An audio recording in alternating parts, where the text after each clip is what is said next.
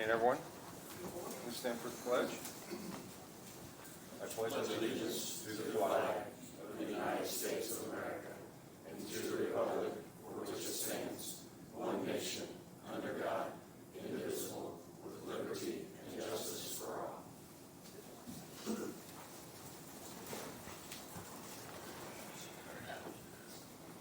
We need to approve the minutes of the June 17th Commissioners meeting. Second.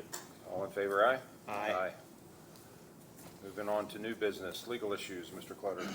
Just one thing I wanted to bring to everyone's attention, and fortunately, since the president of the council is here, he gets to hear this too, but about 5 or 6 years ago, you all adopted an ordinance that permitted the town of Colfax to acquire from the Friends of Boone County Trails the trail in between Thorntown and the county line. I think it's about 2 miles, is that right, Nick? Part of that ordinance said that after the trail was completed, then they would deed it back to the county, and they're about ready to do that. So they've completed all the construction. Nick told me there may be some signs that need to be installed, but they're very close to having that completed.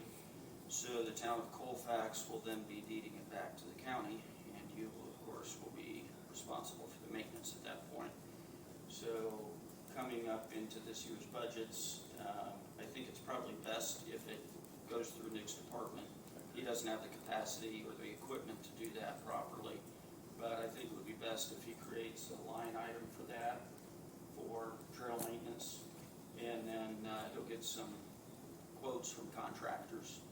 But we'll need to look at appropriating and budgeting money maybe for the remainder of this year, and then going forward for whatever that trail maintenance costs. So I just wanted to bring that to your attention. Hopefully at the next meeting, or maybe 2 meetings from now, we'll have the executed deed from the town of Colfax deeding it to Boone County. Okay. It sent to voicemail, and she said that that's not monitored, so there's no way that it sent to voicemail. I can't choose to send it to somebody else's voicemail, so if somebody calls the break room, instead of saying, hey, this is monitored, don't email.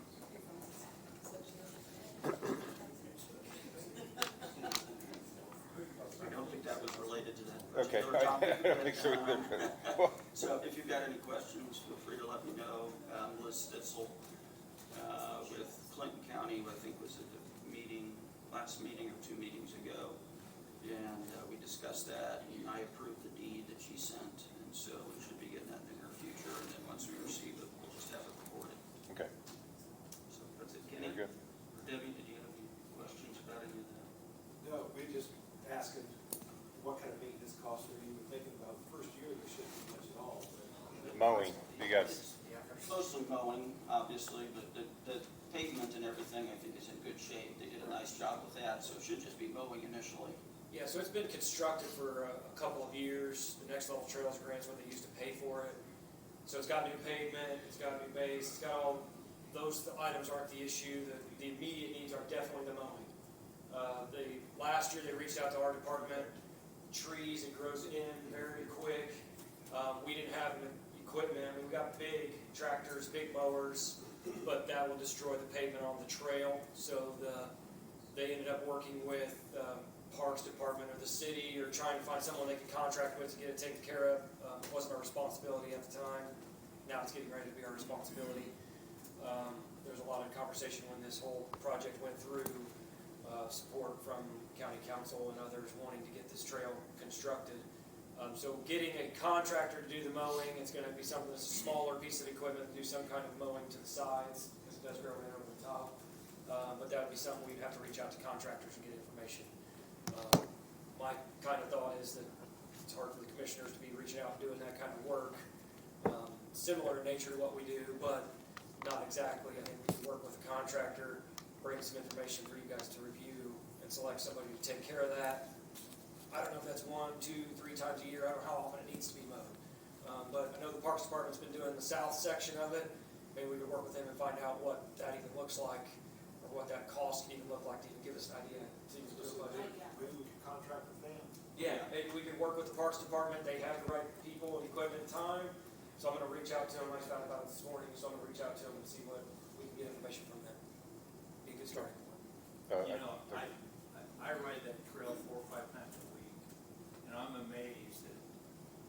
there's always something down. The trees down, I was out there Saturday, there were 2 trees down after that wind we had on Thursday night or whenever that was, or Friday, whenever that was, but there's a lot more maintenance to that than I ever thought it would be.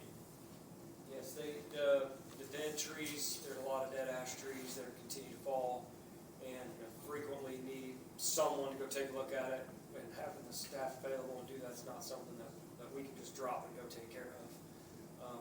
And it being a separate funding source than all the gas tax that we use for road funding, I think it would be important to find out where we fund that from, but obviously we've got to get some kind of contract with someone to go out there and take care of that as needed. I think that's a good direction to go, and that the reason that trail got done was because of us and because of Clinton County and Colfax. Otherwise, it wouldn't have been done, and they've taken great care of it so far, but they're overloaded. And now that we're taking back the full ownership of it, then it'll be our job to maintain it and move forward. That's all I had for legal issues. All right. All right. Next on the list is the Scott Walker contract.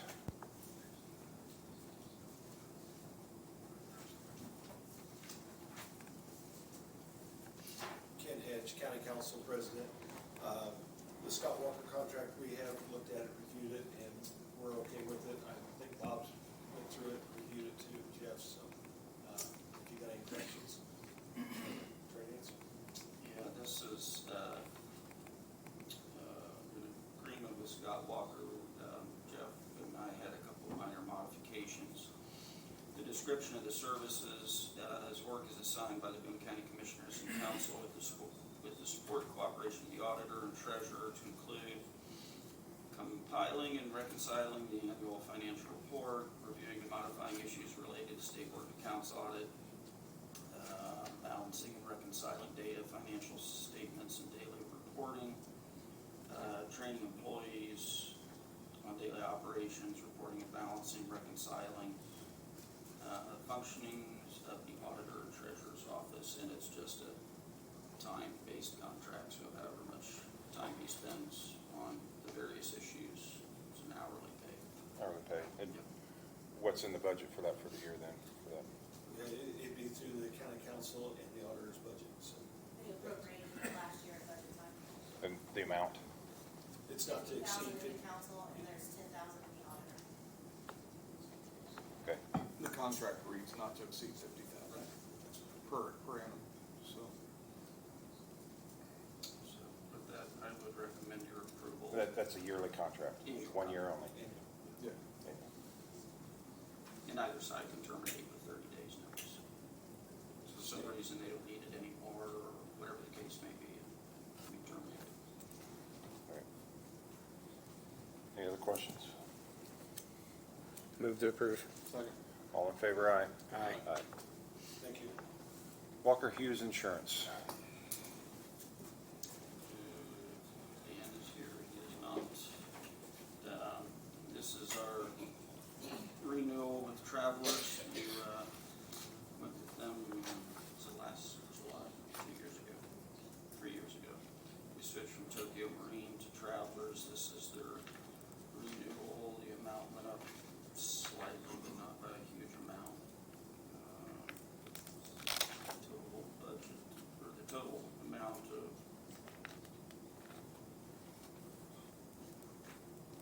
including all of the separate policies, so there's a general liability, employee benefits, inland marine, law enforcement liability, public entity management liability, audit liability, audit physical damage, and umbrella excess. Total is $574,270 a year.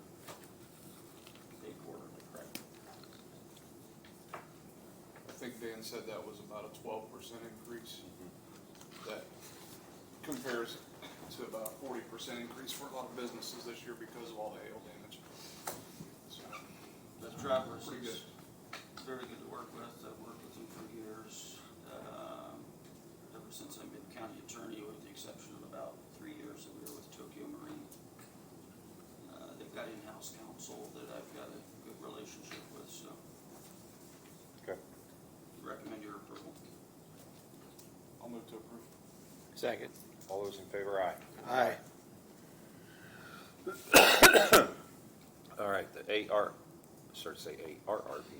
ARPA project list. So we've been working on this, Debbie. We're good with waiting till next month, right? On this?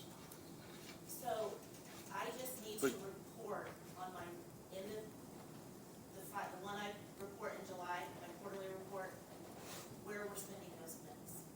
Okay. So I really need to know for my report at the end of June, July. Well, we can give you an updated list in our next meeting, if that Oh, yeah. works for you. Yes, your meeting, I thought you meant council. Well, Yes. but we talked about having to have it allocated by the next council meeting, but As then long we, as I can upload into my report the projects and the amounts is fine. Okay. Appropriated at the August meeting. well, we had some minor changes that we need to make to the list. We've been working hard on that list this week. But we've got a couple of minor changes we want to make to it before we adopt it, so, I think the next meeting, Kenny, you're okay with that, I I'm assume? okay, with the one project that Carol's got to move forward with it, you probably need to move some money into that. If you could. So I know we've talked about different ARPA funds and monies. The one project that I would request that you give the approval or the support of to go back to the council next month, or this month, is to ask for $600,000 to be moved from the Grassy into the Terhune. Those are two line items we already have right now. The Terhune project has turned into a little bit different than what we thought at the beginning, so we're needing another $600,000 to be moved to that. So I wanted to see about getting the support of that, and the reason I asked to try to do that now so we can get it before the council this month is so that we have that approval to move forward with the engineer to start making some changes to the plans, because we're gonna run that storm line down the middle of the road, which has more contract documents that have to be put together to rebuild that road, so. So, okay, just so I understand, and I don't care which way we do it, but just so I understand, the cost you'll incur before next month will exceed what's already in there for Terhune? No, we will not have any costs. I just wanna know that we're supportive before we go back to the engineering company. We'll have to recontract with him and up that contract. So I just needed to be able to have some support on doing that. If the money's not moved, that's fine. I just need to know before we go back and redesign everything, that there's gonna be that money to be able to do the project if we redesign it. And there's still over $1 million in the Grassy Branch line Right. to be appropriated for that project. It's done, I believe. Is it completely done, Grassy Branch? Yeah. So what she's referring to, Tim, Donnie was in here the other day and I explained it to him, but she wants to move $600,000 out of the Grassy Branch, which came up less cost than we originally assumed, to move $600,000 over to Terhune project because it exceeded the cost we expected. And so I'd be fine with just go ahead and making a motion that we add that to the project list, but we can finalize that list at the next meeting if you guys are good with that. So I would make that motion. Second. All those in favor, aye. Aye. Aye. Thank you.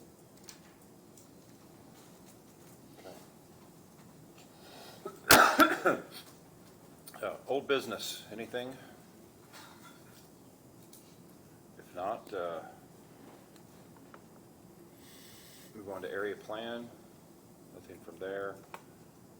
Max has nothing for us this morning. Health Department, Doc, do you have anything? HR, not anything.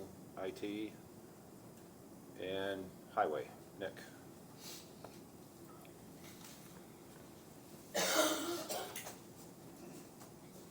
Nick Barr, Boone County Highway.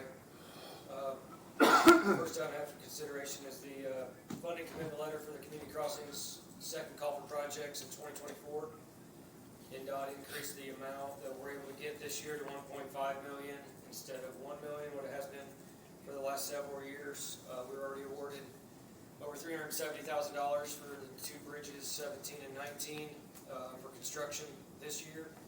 That leaves a little over $1.1 million available in community crossing dollars awards for 2024. We want to use the funding to help the road preservation projects and funding that continue to be a challenge.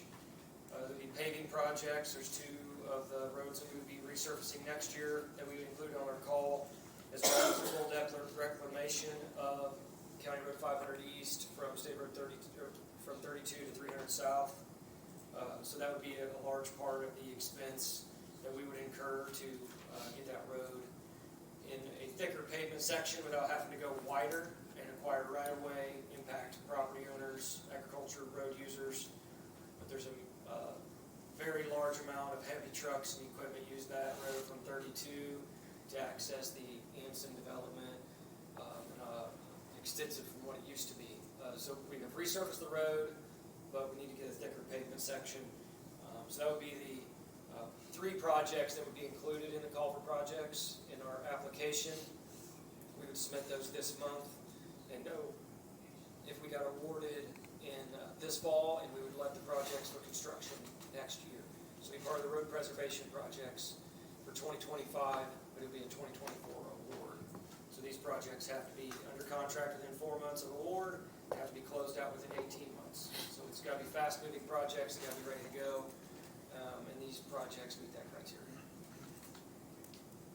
The letter of support details all of what Nick just stated. Again, the community crossings is a 50% reimbursement. So we have to fund 50% of the project cost. Any Questions? approval? I don't have any questions. I'll move to approve the letter of commitment. Second. All those in favor, aye. Aye. Next item for consideration is project 2021 for Bridge 21, so a lot of 21s there. Requesting execution of that change order number 2.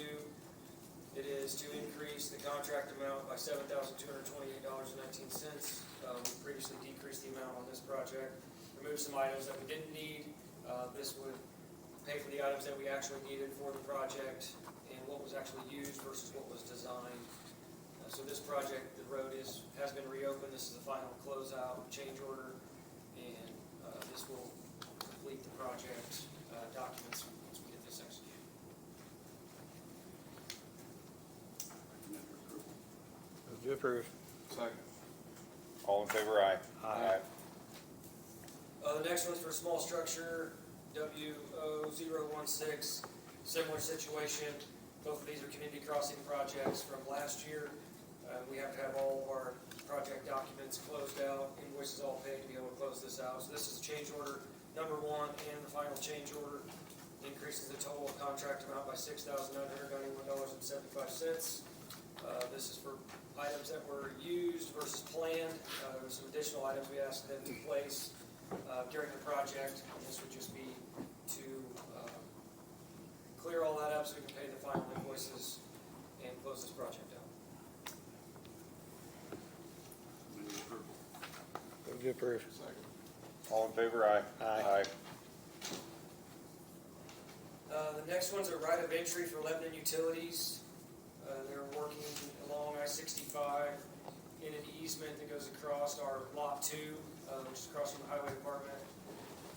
They have sent us a document that needs execution by the commissioners to allow them to go across the lot to work on their easement because they can't get to their easement without going across our lot. They're adding lighting, is our understanding, at the intersection of 65 and the Hallbaker Road exit there. They need to get access to that easement, add an additional pole, and work in Lot 2 to be able to do that. They're planning to do work next week. It's going to take up to 30 days.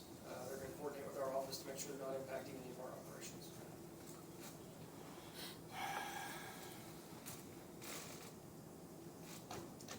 Questions on this one, Jeff? Nope. Is that free? The easement they already have, or the access The across the access. lot? Move to approve. Second. All those in favor, aye. Aye. Aye. Anyone opposed? Move forward.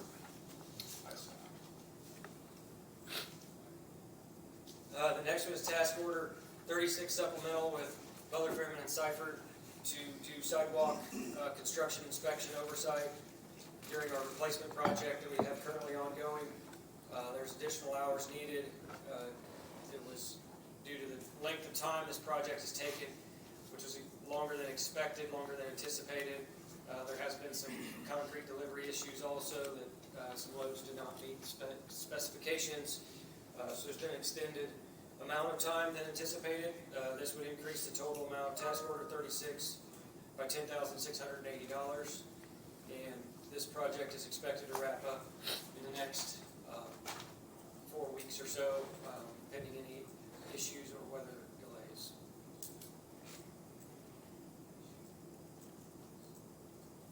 Recommend your approval. Move to approve. Second. All those in favor, aye. Aye. Just a brief update around other projects, the road work around the site between 39 and 52 around the Lilly project. There is additional traffic signals have been, my understanding is they've all been turned on at this point, and they're all active at 39 and 375 north is supposed to go active today. 47 and 150 west was went active last week, and then 150 west and 300 north went active again last week also. So there's additional activity still happening on that project, and continues to be an increase in traffic. Just wanted to bring that to you guys' attention with the new traffic signals coming online. The 52 and 47 also has now closed that crossover. They planned to do it earlier in the year. I think they might have closed it and then reopened it, but it is closed at the crossover now, and directing motorists to go up to the 650 north to make a U-turn or to use 650 north, so there will likely be additional traffic on 650 north accessing Thorntown instead of using 47. So it's a be aware using those intersections. How long is that? Go ahead. I'm sorry. How long is that for? The 47 and 52, I'm not sure how long. They had a big window for construction, and they told us initially it was going to be about a 3-week closure as they worked on those turn lanes, and then they started work on it and stopped. They've currently, I noticed I was through there this weekend, and there was work had been occurring on the turn lanes that they're building. I would say there's still at least a couple of weeks worth of work to do, just by my observation driving by. This would be the 3rd week of it, I think, isn't it? Of it being Hasn't been closed that long. I think. They didn't send us an additional notice that it was closed. I saw it through a press release that came from a news outfit that sent it out, but I didn't know how long it had been closed, but it's definitely got some more work to do before they're ready to reopen that. Then the only other way to get to 47 is 450 west. There, everyone turned on to it. So if you go down and pull a U-turn off your southbound on 52 and make a turn at 450 west, it's going to direct more motorists to that road. Also, it's definitely high-speed moving traffic when you get that far away from that intersection. So it's be aware. And their signs are not very good, because the other day there was 2 people in each lane side by side wanting to turn into that and did not realize what it was. They had no idea, because all they've got is the little signs of. There's one little sign that says no left turn, and everything else indicates that you can turn left and then get up to the intersection and try to turn left. Well, that's another point to make also at 47 and Witt Road, is that there's no left turn if you're facing east there to go to a county road. And that's the state that put that up. 47 And eastbound. Witt Road, yeah, eastbound on Witt, No left turn. no left turn there. To go north on the county road there. It says you can't turn left? Yeah, All right. I didn't I haven't realize been- that. How else are you gonna do that? Because if there's no other place to turn around. Why would they do that? It doesn't make a lot of sense. Yeah, I'll look into that one, see if we can Yeah. get them to move. Take it, it's not a lot of traffic but all the people that live on there, if they're coming from the west, they have no other, so they gotta go to across the road tracks, turn around in their driveway, and then come back the other way and turn? That doesn't make sense. That seems Yeah. Why would they do that? I don't know, it's ridiculous. Okay. Maybe we can look in, maybe we can try to get somebody to take another look at that. Yeah. Yep. Those are the only things I have for today. All right, very good. Elected officials, anyone? right. Public comment. Good morning, Commissioners. Good morning. Mike Broach. Here today to talk to you about a notice of fiduciary capacity as public trustees and issues to the people. It's been brought to my attention at the recent meetings. There was some talk about insurance and NDAs. So we're gonna read this here. To the Boone County Commissioners, Boone County Council, the Indiana House of Representatives, Indiana Senate, Indiana Attorney General, Todd Rokita, and the Secretary of State, Diego Morales, Indiana Supreme Court. I, one of the people as seen in the Indiana Constitution, Article 1, Section 1, Republican informed, sui juris, do serve you, the Boone County Commissioners and Boone County Council, this notice by necessity that you do provide immediate due care. Please take notice that all political power is inherent in the people, and that the people have the right to lawfully instruct their government. Indiana Constitution, Article 1, Section 1 and 31. And please take further notice that as a public trustee, an agent of the people, you serve in a fiduciary capacity solely for the people's benefit, implying and necessitating great confidence and trust in binding you to act in good faith and with due regard for the people who you serve. And please take further notice that when the people provide lawful instruction in pursuance with the highest law, the Constitution's, good faith demands that instruction shall be obeyed. Any prior acts or agreements not made in pursuance of the highest law by public trustees or government servants are inferior and shall yield to the people's lawful instruction. See maxims below. Maxim of Law 50C. Good faith demands that what is agreed upon shall be done. Maxim of Law 11S. One lawfully commanding must be obeyed. Maxim of Law 11W. In the presence of superior power, the inferior power ceases. Please take further notice that fiduciary capacity comprehends obligations to manage assets competently, select and supervise agents diligently, and undertake appropriate investigations before making decisions such as entering or renewing contracts. Such obligation may involve reconsidering prior decisions, potentially including revocation. See maxims below. The maxim of Law 7F. What is done without consideration or reflection, upon better consideration, we should revoke or undo. Maxim of Law 24F. A contract without consideration or upon false consideration, which fails, or upon unlawful consideration, cannot have any effect. Please take further notice that no cause of action for bringing a suit can result from a government trustee following lawful instruction from the people. Maxim of Law 44C. No guilt attaches to him who is compelled to obey.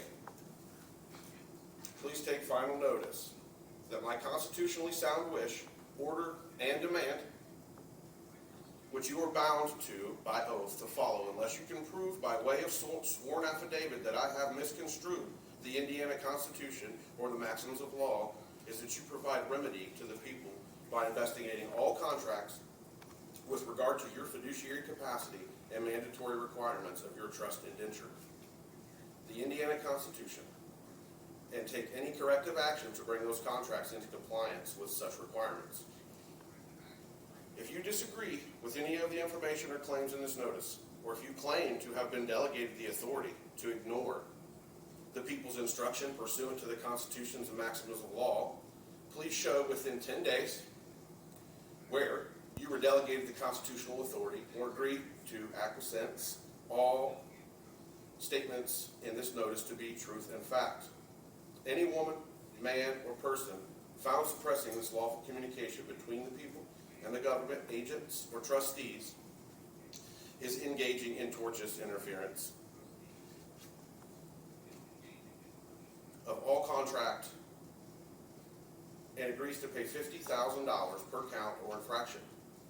Any response from an attorney, not directly are non-responses. If remedy as instructed is not given, the people to whom you swore an oath will recognize it as being done purposely, with full knowledge, intent, and malice. No court shall be able to rehear this matter, but it shall stand as evidence, truth, and law in all courts of record. This notice is sent in the peace and love of Jesus Christ, and you will give due care to the people who hold all political power. Excerpts from the Constitution and the Public Trust by Robert G. Nettleson in Buffalo Law Review. There are at least 5 broad fiduciary obligations relevant to government officials. 1, the duty to follow lawful instructions. 2, the duty of reasonable care. 3, the duty of loyalty. 4, the duty of impartiality. And 5, the duty to account. The duty to follow lawful instructions means that public officials are legally bound and obligated to act in accordance with the purpose and rules of the relationship as set forth in the governing instruments, the constitutions. The duty of reasonable care applies irrespective of good intent and comprehends obligations to manage assets competently, select and supervise agents diligently, and undertake appropriate factual and legal investigations before making decisions. The duty of loyalty is the fiduciary's obligation to subordinate his own interests and welfare of the beneficiaries, the people. Acting in a self-serving way violates the duty of loyalty because of the risk that the fiduciary may be enriched at the expense of the beneficiary. The duty of impartiality requires the decision maker to avoid favoring some beneficiaries over others, unless otherwise directed by the government governing documents, the constitutions. Thus, the trustee, a government official, must act with due regard to each beneficiary's respective interests. By analogy, public trustees should avoid targeting particular constituents in favor or for punishment. Finally, the fiduciary has a duty to account for his conduct, including an obligation to repair any harm caused by breach of the public trust, the constitutions. Only if fiduciaries honor all of these duties does the law grant them a fairly broad realm of managerial discretion. Thank you for your time. Thank you. Any other public comment?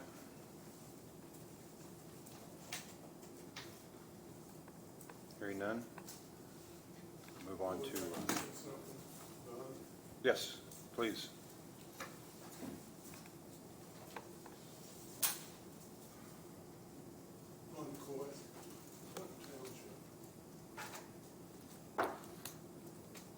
My question to all of you is, you have a constitution.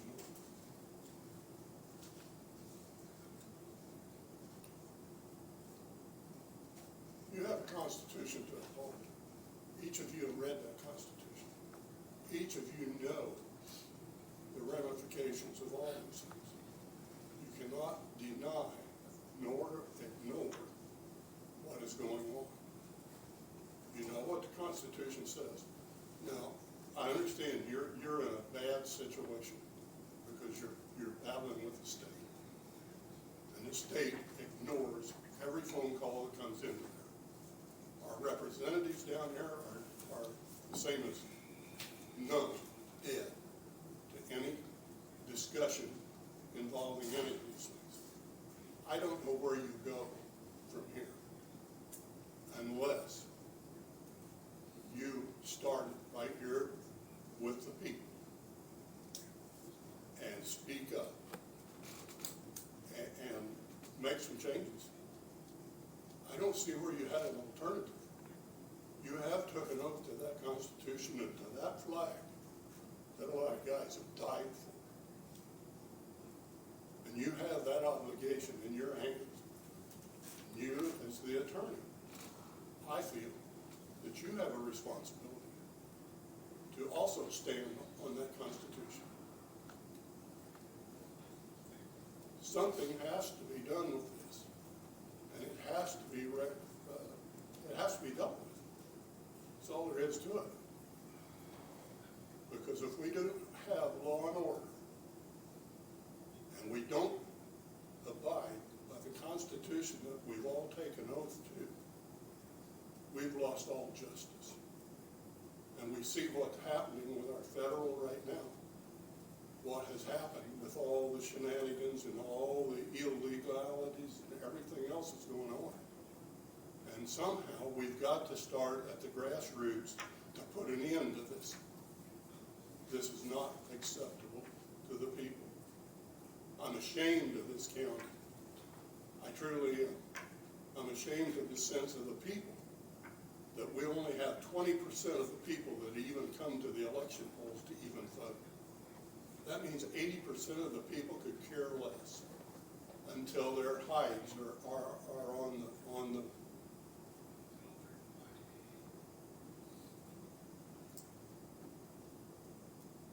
Something has to be done, guys.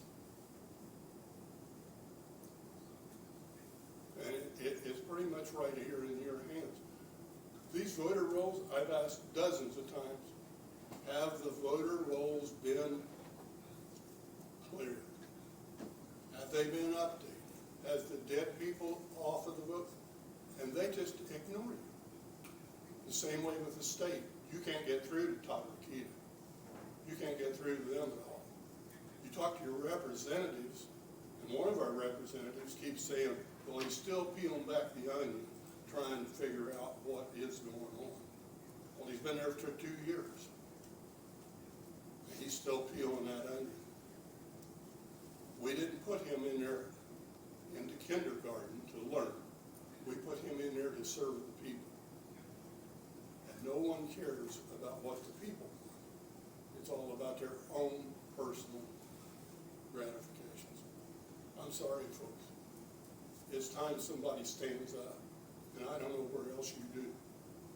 I personally think, not getting religious with anybody at all, I really do feel like that I'll be here, and I will not die before this comes to an end. And the whole thing's going to come crumbling around our ears. We cannot make a stand federally. We cannot make a stand countywide. And it has to start at the grassroots. Our founding fathers put everything on the line. Most of them were well off and very rich. And all of them died pretty well paupers because they put everything on the line. And we can at least make a stand on this. We have to. We don't have a choice. I thank you. Thank you. Any other public comment? There's an elf on the call that raised their hand.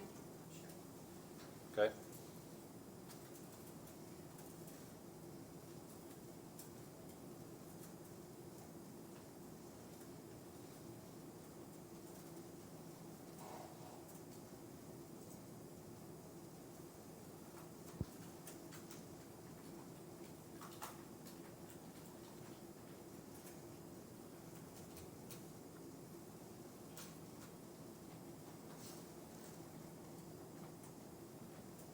Nothing there.